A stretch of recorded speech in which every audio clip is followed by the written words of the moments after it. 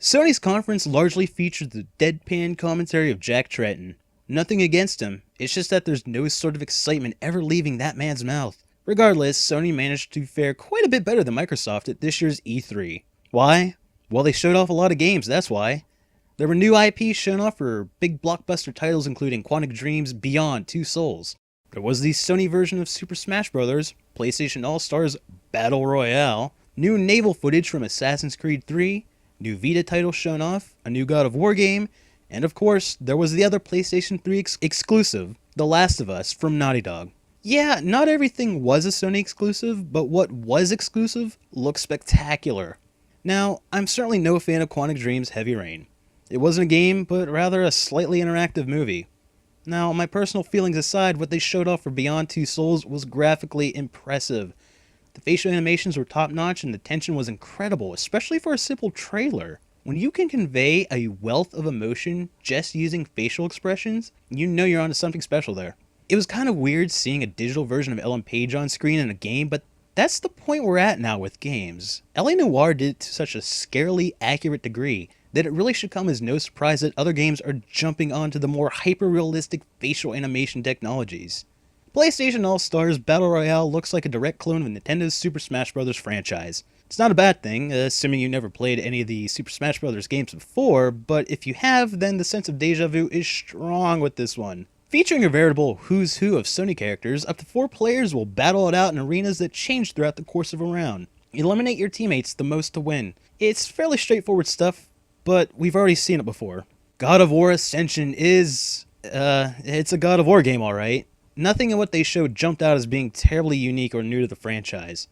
I suppose if you like the previous releases in the franchise, then this one is a no-brainer.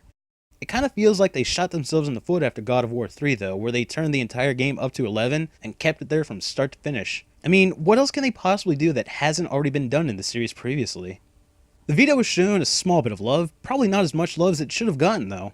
A small segment and a few mentions of Vita titles are really all that were given to Sony's latest handheld device. There is, of course, a new Call of Duty game coming to the Vita by way of Call of Duty Black Ops Declassified. They simply showed off a logo for this one.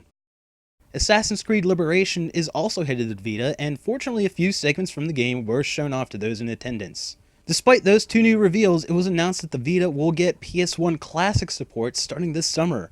One of the first releases will be Final Fantasy VII. This, beyond most other Vita reveals at E3, seemed to be the biggest announcement for the device during the entirety of this conference. Not to be outdone by Nintendo's Wii U gamepad or Microsoft's Smart Glass, Sony revealed even more crossover gaming between the PlayStation 3 and the Vita. The first game to utilize this crossover functionality will be Little Big Planet. It allows at least one player to use the Vita as an enhanced controller, able to carry out different and unusual functions that the other players don't have access to with their simple controllers. Hopefully, we see this tech take off with other developers in other games if they really want to knock the wind out of Nintendo's sails.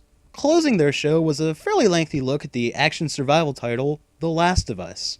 Rich with atmosphere, violence, intense gameplay, the footage shown was honestly quite impressive. This should be on top of every PlayStation 3 owner's watch list. Given Naughty Dog's track record of late, you are almost guaranteed to have a top-notch game release when The Last of Us comes out. Sony did a great job at showing off a number of games without too much fluff.